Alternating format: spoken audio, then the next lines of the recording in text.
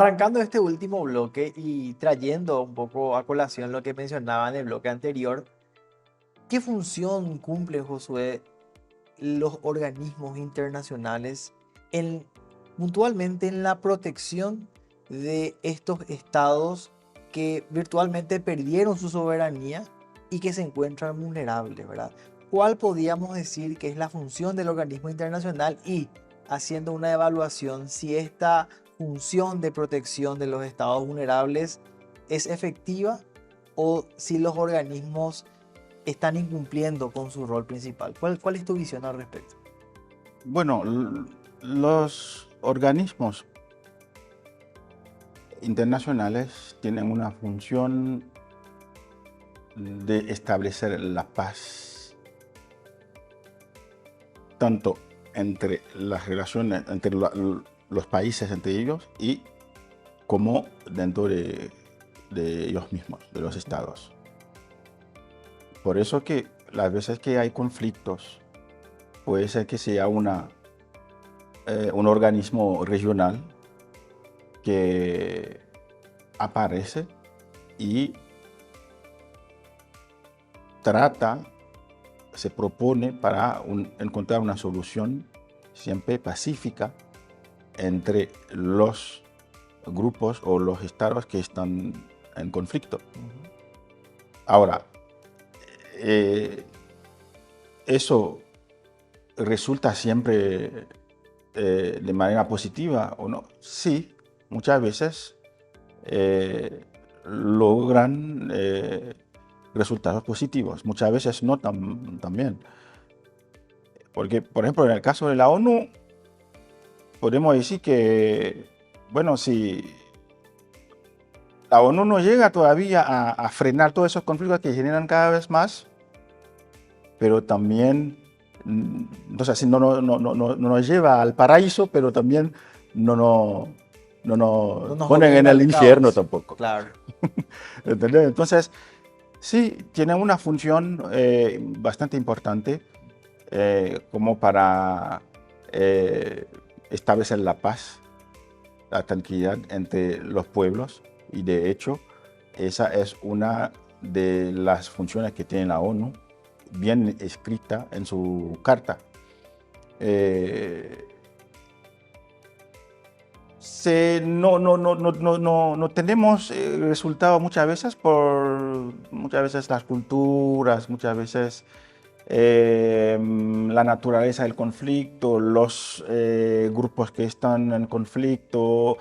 eh, por eso muchas veces no da resultado. Va- Y la política también que está desarrollada, ¿no?, alrededor de estos conflictos. vale decir entonces que el trabajo de los organismos internacionales, la función se da, pero no en la medida de lo esperado y no en el tiempo que es necesario. Podemos decir que hay un efecto, pero no a corto plazo, sino más bien a un mediano y largo plazo en cuanto a la estabilización de ese conflicto internacional. Internacional, ¿es así? Sí, sí. A veces, bueno, también a veces da resultados positivos, Ujú. pero con el tiempo también se pierde otra vez. Por eso yo hablaba de la naturaleza del problema, del conflicto, de la cultura, todo eso entra.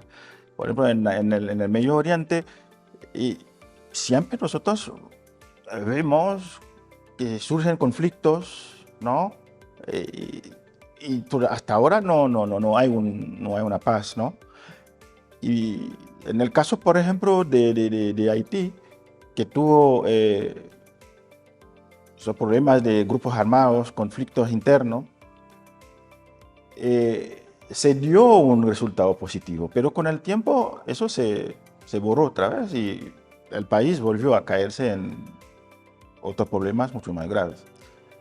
Entonces, sí, los organismos internacionales cumplen una función bastante importante y, y trabajan también para el establecimiento de la paz interna, de la paz en las relaciones entre los estados. Un aspecto no menos importante, por lo menos que lo estamos apreciando en la actualidad, es el de las redes sociales y los medios masivos de comunicación. muchas veces por posturas ideológicas o respondiendo a intereses económicos superiores, o los medios de comunicación tratan un mismo tema de manera distinta, ¿verdad? ¿Cuál sería el impacto o cuál sería a tu criterio y en tu opinión la influencia de los medios de comunicación en sí y las redes sociales en todo este escenario de conflicto internacional? Sí, bueno, con respecto, yo no quiero mezclar tanto Ujú. los medios de comunicación con las redes sociales. Voy a explicar por qué. Porque los medios de comunicación, yo creo que muchas veces, como bien acaba de decir,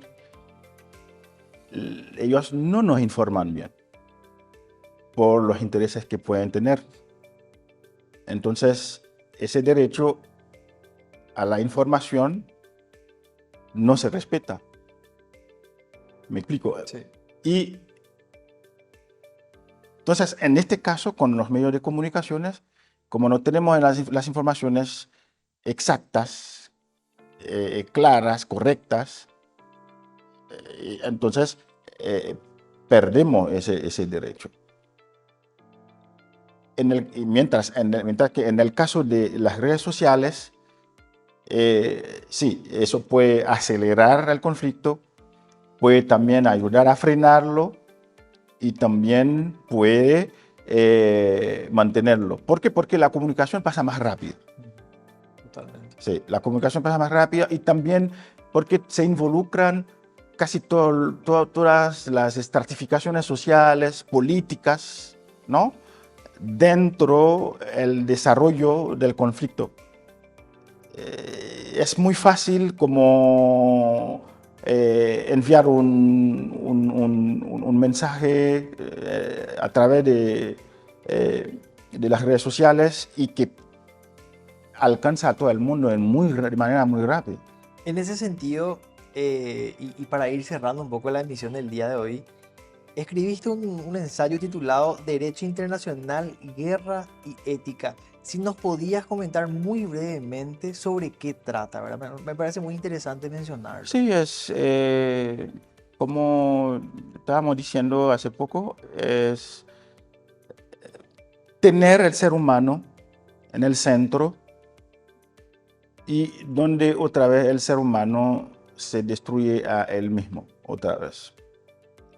Entonces, eh, cuando un Estado hace una guerra con otro Estado, hay que entender, hay que decirlo que no es para el progreso, la evolución de la humanidad, es más bien para destruir el ser humano.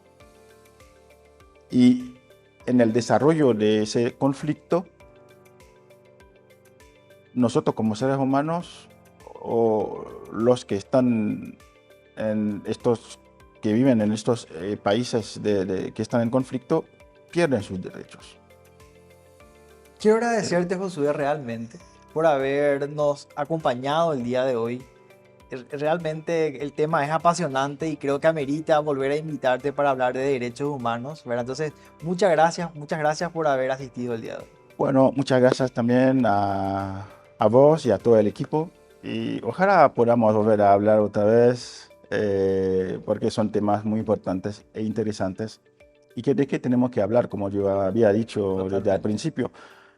Entonces, yo creo que se va a dar esa ocasión, este momento para volver a hablar. Así va a ser. Y también quiero agradecerte a vos por habernos acompañado en una emisión más de Ad Honorem y te espero nuevamente Ad Honorem. Hasta la próxima.